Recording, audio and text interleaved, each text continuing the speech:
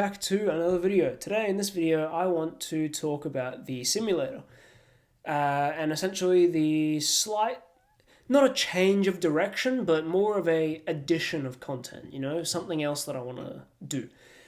In addition to trying to actually get out onto the track in real life, the other thing I want to do is gain experience on the simulator while I am unable to actually race those cars in real life. The simulator I have a whole setup for it, but the actual games that I have Project Cars 2, and I have ACC, or I believe this is the correct, it's Italian pronunciation, I believe it's Assetto Corsa Competizione. Maybe. I could have just completely butchered that and made an absolute fool of myself on camera to the entirety of the internet. Maybe. Very real possibility. I'm Australian. I'm not good at pronouncing accents. I'm Australian. Yes, I did drama in high school, but that doesn't mean I'm good at accents. I'm just good at acting in a funny role in a comedy. I'm not really good at doing accents, although I try and I fail miserably. But anyway, essentially the thing I want to do in the simulator is, if you remember, I uploaded a video a long time ago. I say a long time ago, like a month or two ago, about how I entered a tournament. And it was the Ferrari, it was sponsored by HP. It was the Ferrari Esports Series or something like that. And it was open to everyone in the first round, but only after a whole bunch of rounds, only a few select people would make it to the end. And out of those people, I think it was one of them would be selected for the actual Ferrari Esport Pro team. Now, I wasn't trying to get into esports. I wasn't trying to win the whole thing and get into electronic racing, racing in a video game that is very realistic, but still a video game. I want motorsport in real life. That's what I've been pushing for my whole life. And, well, I've been dreaming about for the last 15 years, and I'm actually starting to do. And that's essentially what I want from the simulator. Is I want it to teach me things that can then help me. I can learn things from the simulator that I can then take from that into real life that will actually help me. And I've been doing the simulator on and off for a long time, but I'm really on it now. I've been on the simulator a lot recently. I think when I started going on the simulator more frequently, I had about 8 hours logged on Steam for Assetto Corsa Competizione, and which is the main game that I play. And now, which is about a month later from that, I've got over 40. So that means essentially I've been playing for about an hour and a half to 2 hours every single day for a month without stopping, which is pretty accurate, and I still do that to this day. I'm probably going to get 100 hours logged within another month or so. It'll be 3 months from when I started, I'll have 100 hours, logged into the game. And not because I'm sitting there as some gamer guy sitting there in his chair. It's more because I'm actually I'm trying to get something out of it, And I'm not saying people who do who have 1,000 hours are not trying to get anything out of it. In fact, some of the best racing drivers in the world have. I would say people like Lando Norris and Max Verstappen probably have over 1,000 hours, and they're real life racing drivers. They just use the sim to help them with stuff, and I bet you they've got over 1,000 hours. Easy, they have over 1,000 hours. But yeah, so essentially what I'm doing in the simulator is I'm learning stuff, and the big thing is I'm entering tournaments. That's the big thing. So if you remember, there was a video that I uploaded a while back on how I entered I think it was sponsored by HP. It was a Ferrari Esports Series.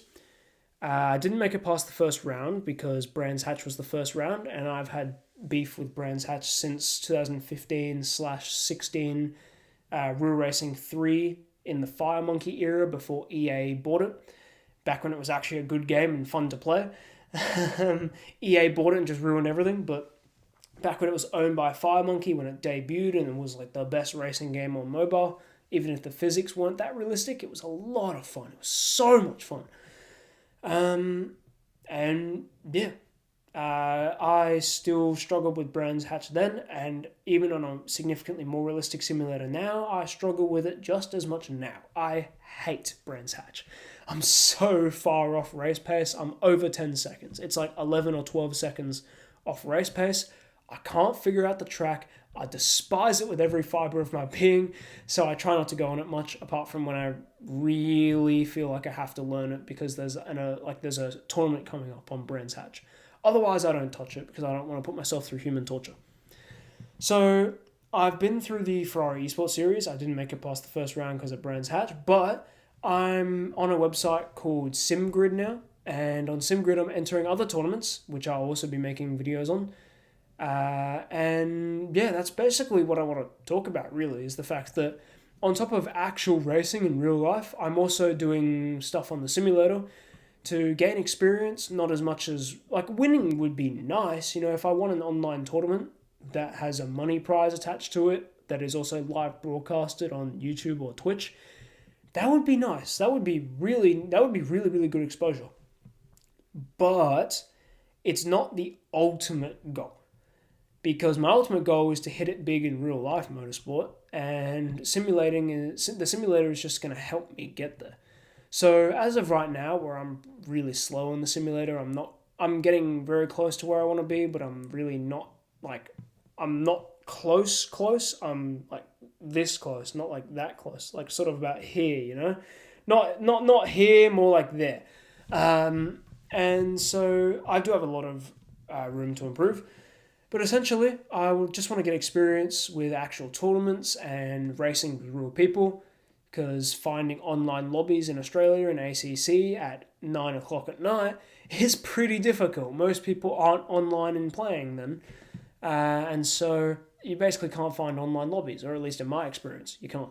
So you have to race against AI, which is just not the same. You know, it's just not the same. It doesn't have the same level of unpredictability and wittiness and trying to outsmart and play mind games. AI doesn't know how to do that.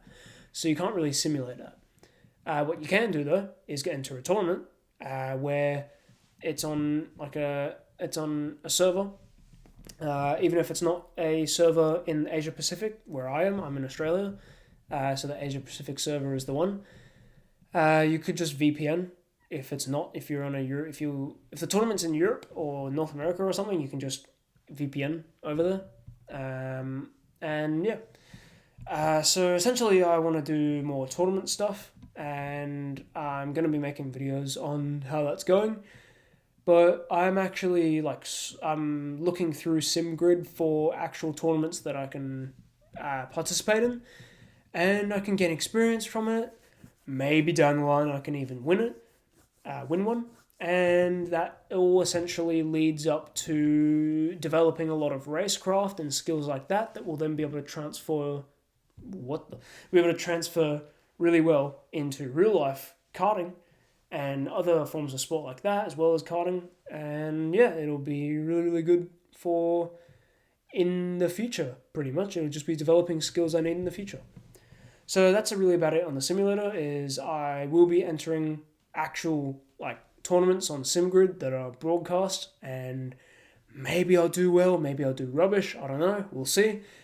But yeah, I'll update you on that as I go. I'll update you all as I go with that, and yeah, that's really about it. Bye everyone.